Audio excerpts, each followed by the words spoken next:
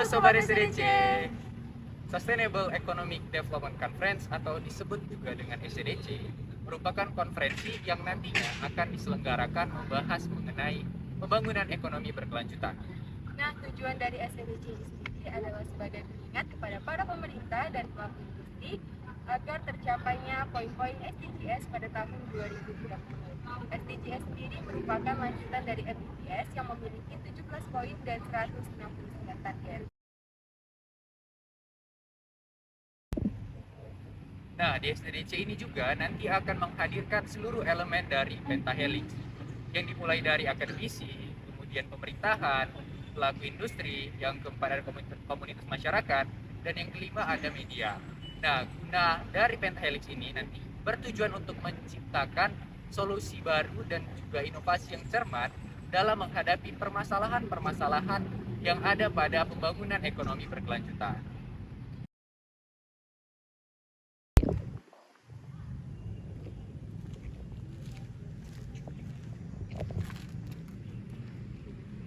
Halo Sobat SDC. Kali ini kita sudah berada di gedung Fakultas Ekonomi dan Bisnis Universitas Sumatera Utara. Nah, maka dari itu kita akan langsung menjumpai salah satu narasumber kita pada siang hari ini. Yuk, ikuti kami.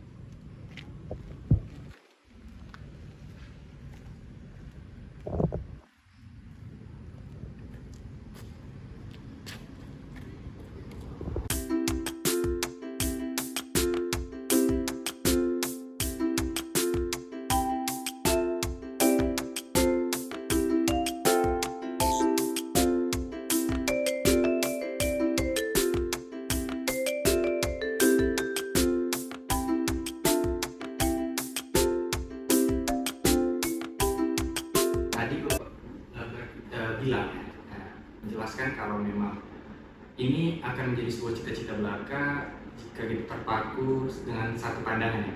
Tadi juga ada dibahas mengenai toleransi, ada dibahas mengenai kapitalisme. Apakah cita-cita belaka ini dapat terjadi dengan dua alasan ini tadi Pak? Yang pertama toleransi. Toleransi sampai sekarang ini kalau menurut saya pribadi ya, Mas, di Indonesia ini masih kurang akan hal toleransi. Dan kedua, di zaman sekarang ini atau tren zaman sekarang ini itu semuanya sudah mengarah ke yang namanya kapitalisme, sudah kapitalisasi, apalagi kapitalisasi dalam sektor ekonomi. Bagaimana pendapat Bapak mengenai hal tersebut? Oke, jadi kapitalisme, neoliberalisme yang mungkin kalau dikatakan kiblatnya ke negara-negara barat lah ya, sumbernya kita mengusung ekonomi kerakyatan ini.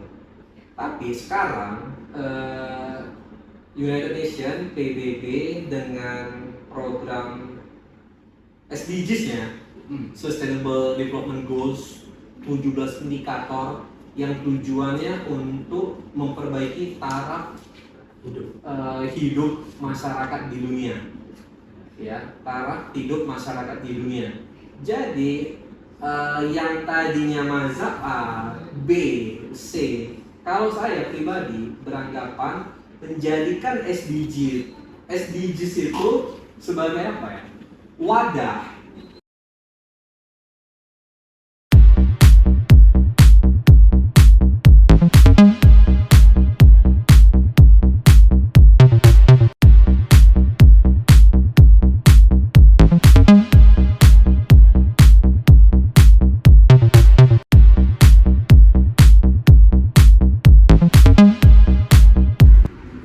Halo Sobat SDC, kembali lagi bersama saya Sabrina Octaviana dan Saya Muhammad Sakar Najar. dalam rangkaian SED Talk yang pertama. Nah, Sobat SDC, kali ini kita udah bersama Bapak Edwin Siahaan, yaitu narasumber kita yang kedua. Nah, jadi seperti ini Pak, kami dari Sustainable Economic Development Conference atau disingkat SEDC USU. Di sini kami sebagai pewawancara dan tentunya Bapak sebagai narasumbernya. Di sini nanti kita akan membahas mengenai pluralisme ekonomi. Yang mana harapannya dengan apa yang kita bahas hari ini dapat bermanfaat lah bagi kita tentunya, dan tidak hanya untuk kita saja melainkan juga untuk masyarakat benar luas. banget. Nah Bapak, apa kabarnya nih Pak? Baik. Kira-kira ganggu waktunya nggak nih Pak? terganggu sendiri. Tapi demi SDG usul kita siap lah. Oh, siap. Nah, mungkin langsung saja Sabrina, kita beranjak ke pertanyaan yang pertama nih Pak. Jadi, sebelumnya kami juga sudah sedikit berdiskusi membahas mengenai pluralisme ekonomi ini dengan salah satu dosen atau bisa dibilang ekonom juga lah. Beliau merupakan dekan Fakultas Ekonomi Bisnis Universitas Sumatera Utara, Bapak Dr. Fadli. Beliau mengatakan kalau pluralisme ekonomi ini dapat dijadikan sebagai sebuah pandangan, sebuah pembukaan cakrawala bagi kita untuk melihat ekonomi ini dari segi yang lebih luas lagi. Nah, untuk itu Bapak sebagai yang menjabat sebagai Sekretaris Komisi 3 DPRD Kota Medan, apakah pluralisme ekonomi ini sudah dijadikan menjadi salah satu dasar dalam pembuatan kebijakan-kebijakan, terutama kebijakan yang bersangkutan dengan kesejahteraan ekonomi masyarakat Medan itu sendiri, Pak? Anggarannya itu yang pertama. Nah, terkait masalah relevansinya dengan pluralisme ekonomi ini, kita ingin sekali memberikan masukan kepada program-program di setiap yang berbau ekonomi di masyarakat. Akan tetapi hal ini terbengkalai.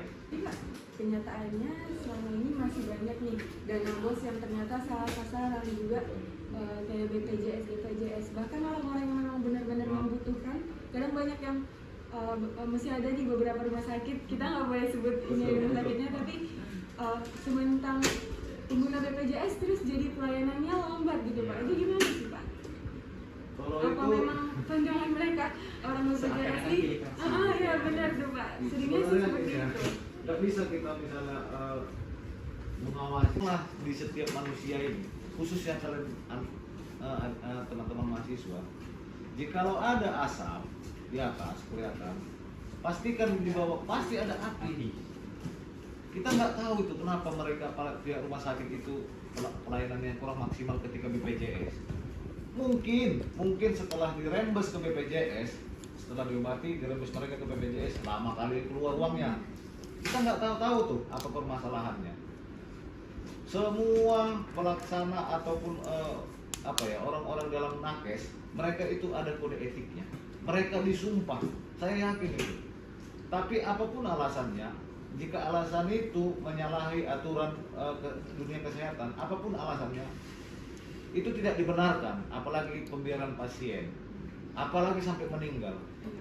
Apalagi kemarin kan ada beritanya tuh Pak yang karena dia mau ngurus BPJS. Pak, sekalian juga untuk sebagai penutup, sekedar informasi juga memang puncak dari SDDC ini kami berusaha untuk mengumpulkan dari pihak akademisi, dari pemerintah itu sendiri, dan dari masyarakat dan pelaku bisnis juga. Dan juga harapan kami di sini semoga acara kami ini dapat berjalan dengan baik, dapat berjalan dengan lancar.